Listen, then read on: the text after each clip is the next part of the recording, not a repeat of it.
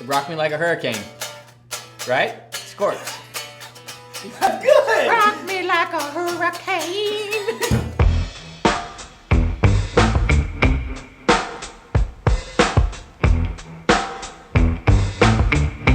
So, are we starting? Ray Barbee, welcome you to the show, BS with TG. Yes. It's all very... Thanks for having me. Run by the seat of my pants, so to speak. Yeah. So, first of all, what brings you here? I know what brings you I was going to say, as you know, our music project that we do together, the Blacktop Project, with Chuck Treese and Matt Rodriguez, and now with the 5th edition with Josh Lippy. We'll see how, Yeah, I'm excited. But anyways, out here to record an album. Yeah. Couple days of writing, which is pretty rare. We never.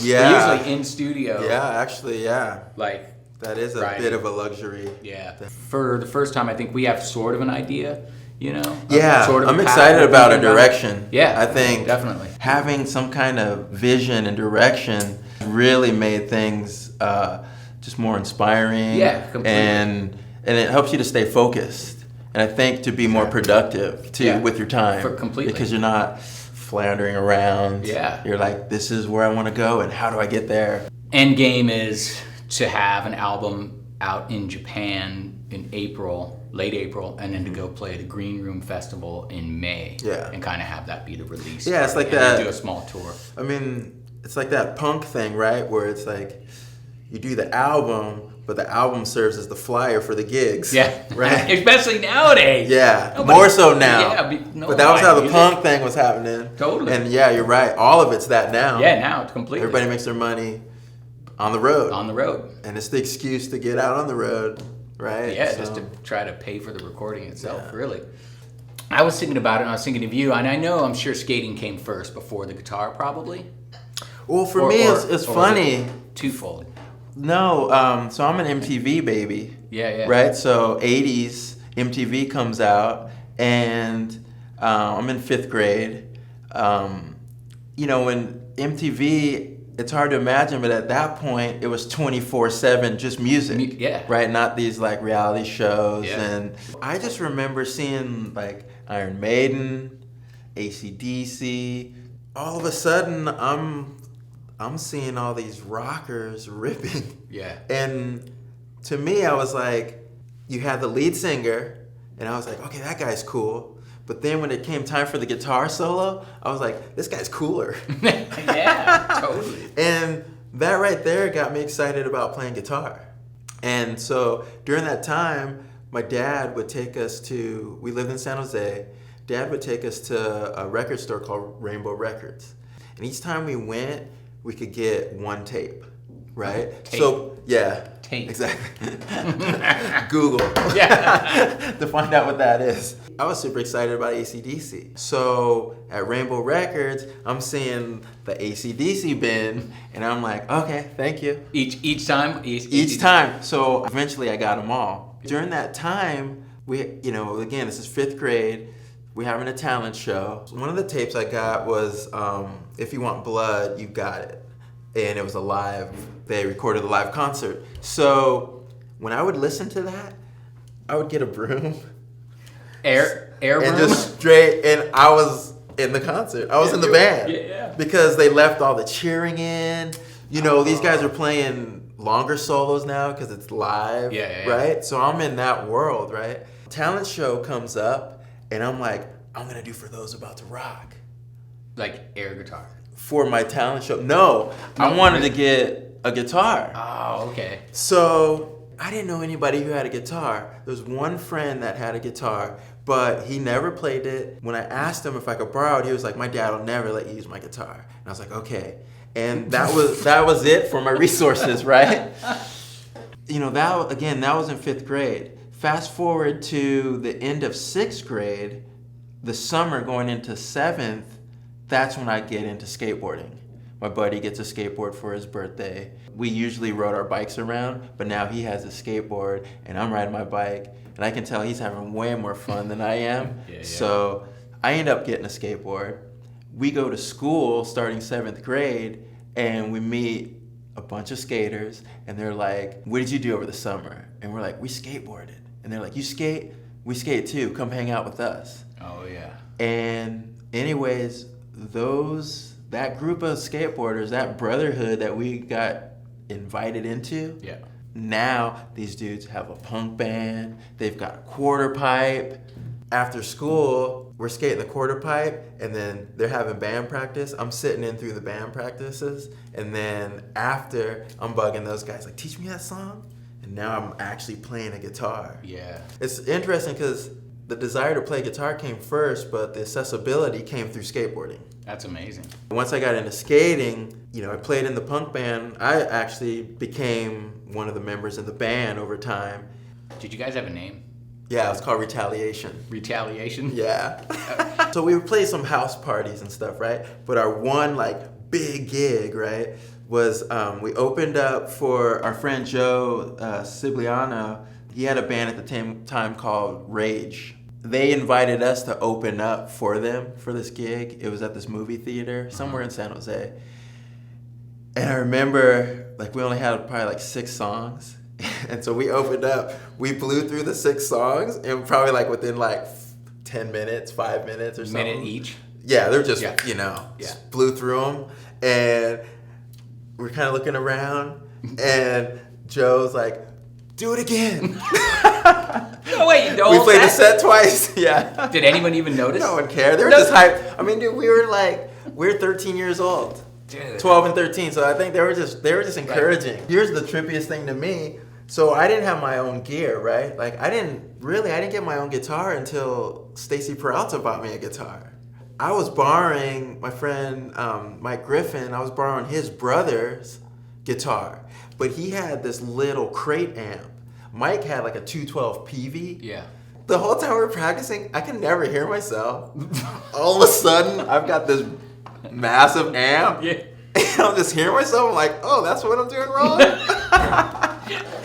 In front of everybody, Wrong note. I'm wrong chord. I'm like, oh, there I am, and I'm off. Okay. Oh man. When I was skating so much, I didn't play. I couldn't be in bands because I was skating full time. And then when I started traveling, I couldn't. I got kicked out of many bands. Hold the band, yeah. Because of tours and skate tours. So that means you were probably in your bedroom just playing by yourself. Yeah, totally. And wherever, right? Yeah. All the time. 4-track was your best friend. It's an interesting story. My first 4-track, the 4-track that I used on my first EP called Triumphant Procession on Galaxia. Yeah. That 4-track was a family friend named Monet. She was married to the Arabian Prince. Oh, really? Remember that cat? Yeah. Arabian Prince? Totally. Yeah, and she was trying to pursue singing, but wind up selling insurance. Yeah. And then they had split, but she had all this gear. So I was over there one day, and I saw that 4-track, and she was like, "Oh, I'll take that. It's just collecting dust." And that 4-track was everything, man. Yeah. Oh yeah. You make this demo, and you make this little EP. How did it get? How did you get in contact with Galaxia? So you were saying that you have one of the demo tapes. Yeah. So when you were doing 40s, the 40s video, you were saying, "Hey, I know you've been recording some music. Send me something." Yeah. And then I sent you that tape, and then I remember you left it on my answer machine. I remember being so hyped because you're super encouraging, and you're like, "Hey, this is good stuff." I sent it over to Thomas and Greg at Galaxia. Yeah. And then Thomas called me. He was working on Seedling, his surf movie. And he was like, "Hey, can I use these 2 songs for the movie?" And that combination of you linking me up with those guys and then it coming out on Seedling, and then because of the feedback, us doing an EP following the movie, then that's what helped it get its legs and kind of get started. That's so rad, man. Community, right? Yeah. I mean, that's all it is. Especially our community. Yeah. The skate community. Yeah. Is insane. 100% of my opportunities and what I do comes from. Yeah. From skating. It's our community. It's true. Yeah. But it's it's the same thing as what you learn from skating. Actually, skating is just those basic lessons that are, if you fall, you get back up. Oh, yeah. You fall, you get up. You fall, you get up. I mean, Yeah, that was our living. You know, Yeah. that's what we did Yeah. for life, right? Yeah, totally. So you try anything else, you're like, oh well, why wouldn't I keep trying? Yeah, right. Of It's course, that. it's built in. It's that repetition. Yeah, Right? but it's also ingrained in you that you have to have that tenacity. That's what I mean. you Like know? the repetition makes it like a muscle memory type of thing. Yeah. You kind of don't know any better. Yeah, you just know what I keep mean? trying until you pull it. Because it's just Yeah. you've developed that ability because of, again, the repetition of it, doing it so many times. Completely. Now it's just like second nature. Of course, I'm gonna try that 300 times if I really want it. Yeah. What else am I gonna do? Yeah. Just walk away. I'm not gonna walk away. Yeah, no, It's how gonna many- eat me up. You You know what I'm saying? walk away from not making a trick and you're just like, yeah. oh, Yeah. Christ. So you're right. I mean, Yeah. if you've gone through that so many times, then innately you just apply that and superimpose that into whatever you want to do. Totally. It's funny. I used to say, 75% of the enjoyment is the process, Yeah. and like 25 is like the outcome. Right. I'm pushing into like 100% is the process. And like the process is everything.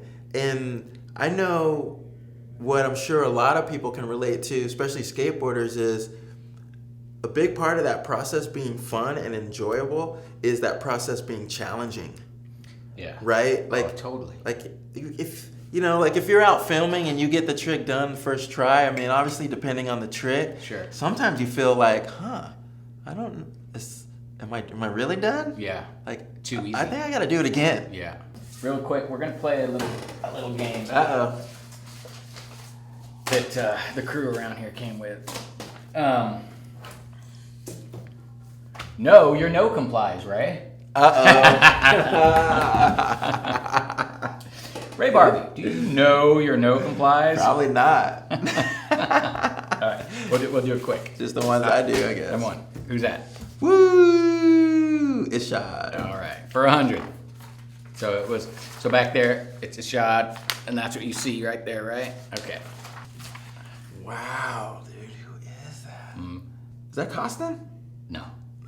Look at the style. It's that's a tough one. Donovan. Okay. Yeah, he ripped. All right, this is obviously a fancy foot hop here. It's not Alex Olsen, is it? Hey! Look at that for 100. All right. Dude, that's amazing. All right, real quick, who's that? Some old dude.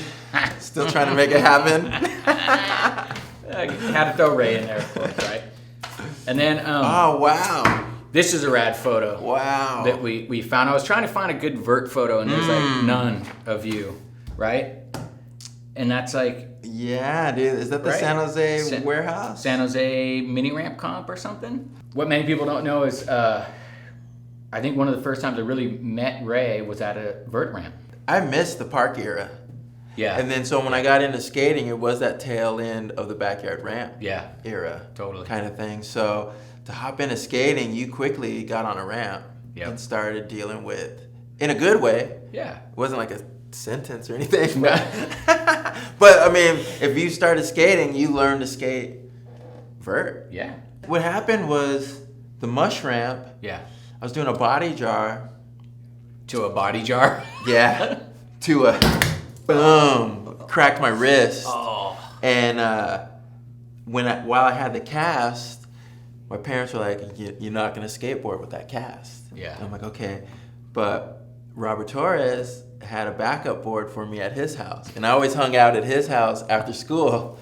So what happened was, while I had my cast on, all I could do was skate street because I couldn't hop on the bus and take the hour that it would take to get out to the mush ramp, Totally. right?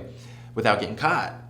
And so during that same time, cats were pulling out jump ramps in the schoolyards. And so we'd end up over there, and then just a whole new world opened up during that time of having the cast and just being in the streets, if you will. Yeah. And I always say it's like, with vert, it was always catch up. Like, you had your list of tricks, right? Like, learn the fake yollie, learn 50-50s, learn inverts, learn body jars. Okay, I'm gonna try eggplants. And then with street, it was like, that list was so short. Yeah. It was like, oh, kickflip, got that. Oh, we can do whatever. Yeah. Totally. So quickly, it was like, this is interesting. You did the AM thing, obviously, entered all the contests, killed them, did the demos. Then it was time to turn pro. What year was that? I turned pro in '89. 89. Yeah. Okay. Last year of high school. Right. I got my board while I was still in school. And that first board got ripped off. Like, I would bring my board to school and hide it. Yeah. I had like a little spot to hide it. And it was your model? Yeah, and would you know it, like my first board, like took it to school, hid in that spot, dude. Came back at the end of the day, it was gone. Like, went in the bushes, it was just gone. And were you like, just like... dude. Well, I mean, I got a box of however many, yeah, but you know what I mean? It's like... The first one. Like, wouldn't you know it? Like, of the course. only time is like... Oh, man. But I did bring it and show it to my friends in class and stuff. Because I had told them, I was like, yeah, you know, like, been working on my own model. And they're probably like, what? Yeah. Some of my friends were like, there's like, whoa, dude. Yeah. In high school still. Mm-hmm. Like bringing it to class. That's incredible. Show and tell. Yeah, pretty much. I got a pro board.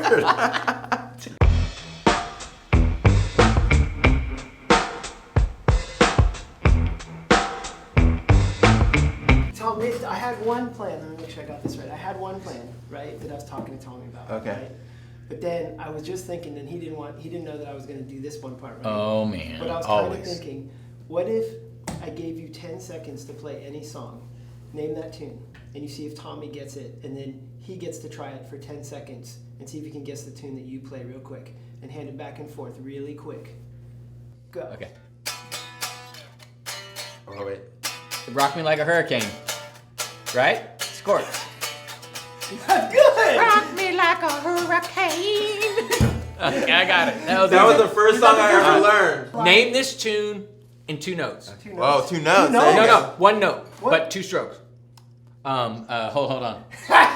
Play this song. Okay, what song is that? Okay, it smells like Teen Spirit. No! That's what I thought too! Okay, hold on. Do it again. Wait. Oh, yeah, Sabbath? Oh! I don't... Smoke on the Water. No. I don't know. What is it? Do it Okay, more. wait. Go.